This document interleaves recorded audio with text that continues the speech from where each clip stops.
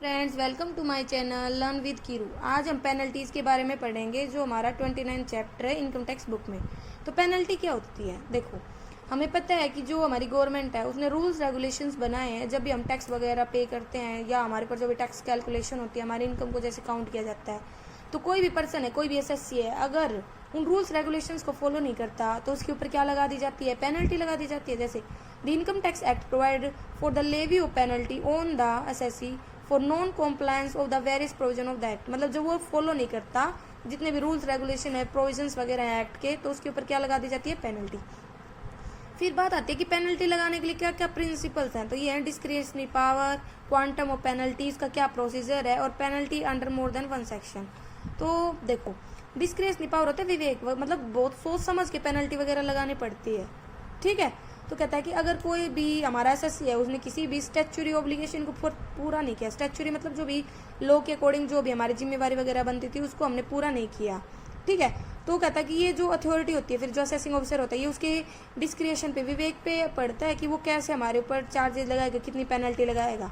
तो कहता है कि वो ना जानबूझकर खुद से पेनल्टी नहीं लगा सकता, उसके लिए वो जितनी भी सर्कमस्टांसेस वगैरह होंगी, रिलीवेंट सर्कमस्टांसेस, उनको चेक करेगा, उनको ध्यान में रख के फिर पेनल्टी लगाएगा। ठीक है, even the minimum penalty is prescribed. जो अथॉरिटी है वो जो मिनिमम पेनल्टी है वही मतलब जो प्रेस्क्राइब की गई वो लगाएगा उसके ऊपर।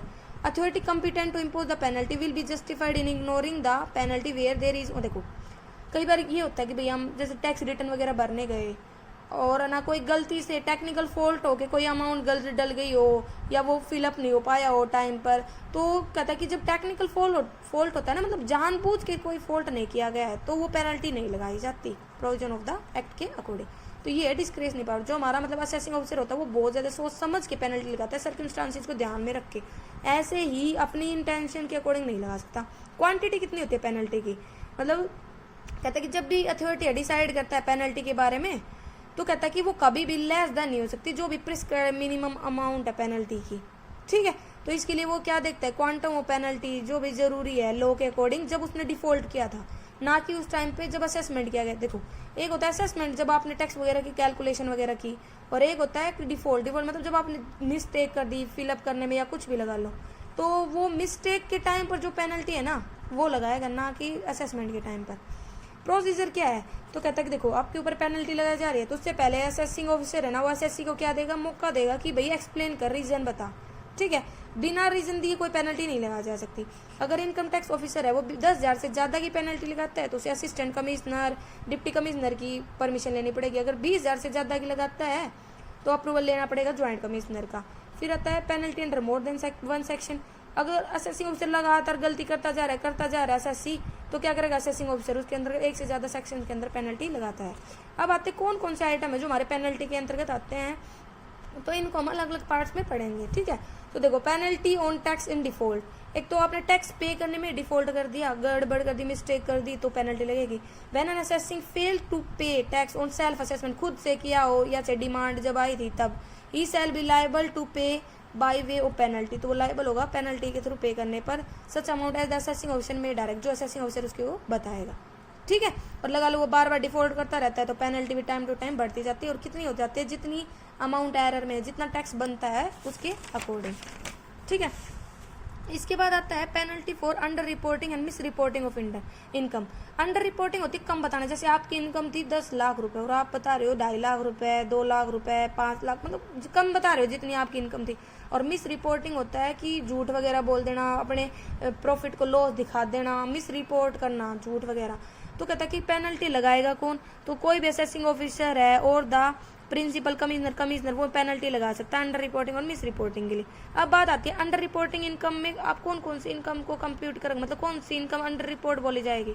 अगर आपने रिटर्न फर्निश कर दिया था, मतलब भाई भर दिया था, तो जो इनकम है और जो रिटर्न की अमाउंट है, मतलब आपकी इनकम अब जब असेस की गई है दोबारा से, तो पता चल रहा है ज़्यादा है आपकी रिटर्न में जो अमाउंट आपने दिखाई गई है उससे, या अगर रिटर्न नहीं भरा था तो जो इनकम की अमाउंट है अभी हमें पता चली असेस करने पर वो ज़्यादा है non chargeable to tax income से, मतलब 2.5 लाख तक हमारी टैक्स इनकम पर कोई टैक्स नहीं लगता, तो उस इनकम से जब अगर आपकी इनकम ज़्यादा है तो वो इफ़ इनकम रीअसेस्ड, अगर इनकम दोबारा से रीअसेस की जाती है तो पहले वाले असेसमेंट से अब आपकी इनकम ज़्यादा है, असेसमेंट रिड्यूस द लॉस, और लगा लो आपने ना जो इनकम लॉस दिखा रखी थी आपका और वो एक्चुअल में आपका प्रॉफिट हो, उससे इनकम बढ़े तो वो। अब बात आती है amount of under reported income, कैसे अमाउंट करेंगे। मतलब कहता है कि अगर इनकम को पहली बार असेस किया जाता है तो रिटर्न फर्निश किया गया हो तो जो income the amount of income assessed उसमें से क्या घटा देंगे, less the amount of income determined किसके अंतर्गत, सेक्शन 143, ये हो गया रिटर्न फर्निश के टाइम पर। और नहीं किया गया है तो कहता है कि कंपनी फर्म लोकल अथॉरिटी के केस में तो जो इनकम असेस की गई है वो, और किसी एसएससी के केस में क्या होगी, इनकम असेस में से जो भी एग्जेम्पशन लिमिट वगैरह है वो घटा देंगे। और इनकम को अगर रीअसेस किया जाता है तो जो डिफरेंस लेंगे, जो अमाउंट हमने रीअसेस की है वो और जो इनकम मतलब पहले असेस की गई थी या रीअसेस्ड इन ए प्रीसीडिंग मैनर, पहले वाले जिस मैनर में रीअसेस की गई थी वो, कितनी पेनल्टी लगती है इस पर, 50% लगती है अंडर रिपोर्टेड इनकम के ऊपर। फिर आता है कि इसकी कैलकुलेशन वगैरह कैसे होती है। तो where no return has been for, अभी भी कोई भी रिटर्न नहीं भरा था और जो इनकम है वो असेस की जाए पहली बार, तो कहता है कि जो अमाउंट ऑफ टैक्स वो कैलकुलेट किया जाएगा अंडर रिपोर्टेड इनकम पे और उसको बढ़ा दिया जाएगा मैक्सिमम अमाउंट जो मतलब टैक्स चार्जेबल नहीं है उस अमाउंट से, अगर मतलब टोटल इनकम हो। और जहाँ पे जो टोटल इनकम डिटरमाइन की गई है 143 सेक्शन के अंतर्गत या असेस की गई है, रीअसेस की गई है, रिकम्प्यूट मतलब दोबारा से कंप्यूट की गई है, किसी भी preceding order is a loss, मतलब भाई पहले लॉस वगैरह दिखाया गया था लेकिन वो एक्चुअली इनकम वगैरह हो, तो जो अमाउंट ऑफ टैक्स कैलकुलेटेड है ना अंडर रिपोर्टेड इनकम पे वो मतलब जहाँ पे टोटल इनकम है ना वो मानी जाएगी। और दूसरे केस में एक्स माइनस वाई के केस में कैसे, एक्स तो वो हो जाता है जो अंडर रिपोर्टेड इनकम के मतलब आप बताई गई है अंडर रिपोर्टेड इनकम और उसके अकॉर्डिंग जो बनता है टैक्स वगैरह, और अमाउंट वाई होता है टोटल अमाउंट जो आपकी थी एक्चुअल में इनकम थी उसके ऊपर जो टैक्स वगैरह बनता है उनका डिफरेंस लेते हैं। अब आता है मिस रिपोर्टिंग, मतलब क्या क्या आता है मिस रिपोर्टिंग में, एक तो आपने फैक्ट्स वगैरह छुपाए हो या भाई जो भी आपकी इन्वेस्टमेंट थी आपने उसको रिकॉर्ड नहीं किया हो बुक्स में, या claim of expenditure not substantive by any evidence, मतलब आपने कहा कि मेरा ये खर्चा हुआ था लेकिन उसका कोई एविडेंस नहीं है आपके पास, रिकॉर्डिंग ऑफ एनी कोई फॉल्स एंट्री दिखा दी हो बुक्स में लेकिन उसका कोई एक्चुअल में डॉक्यूमेंट्स वगैरह नहीं है, प्रूफ नहीं है। Failure to record any receipt in the books में रिकॉर्ड मतलब कोई रिसिप्ट वगैरह रिकॉर्ड करने फेल हो जाना। और कितनी पेनल्टी लगती है, 200% लगती है अंडर रिपोर्टेड इनकम का। ठीक है, फिर आता है कि मतलब कब कब छूट मिल सकती है जो पेनल्टी लगाई गई है उससे, इम्यूनिटी मतलब immunity from imposition of the penalty. तो देखो असेसिंग ऑफिसर क्या करेगा, असेसिंग मतलब जो असेसिंग ऑफिसर है उसको क्या चाहिए एप्लीकेशन, तो असेसी क्या करेगा, असेसिंग ऑफिसर को एप्लीकेशन भेजेगा कि भाई मेरे को छूट चाहिए जो आपने मेरे ऊपर पेनल्टी लगाई इस सेक्शन के अंतर्गत, इनिशिएशन और जो भी मेरे के ऊपर अभियोग वगैरह मतलब प्रोसिक्यूशन चल रहा है उसे छूट चाहिए।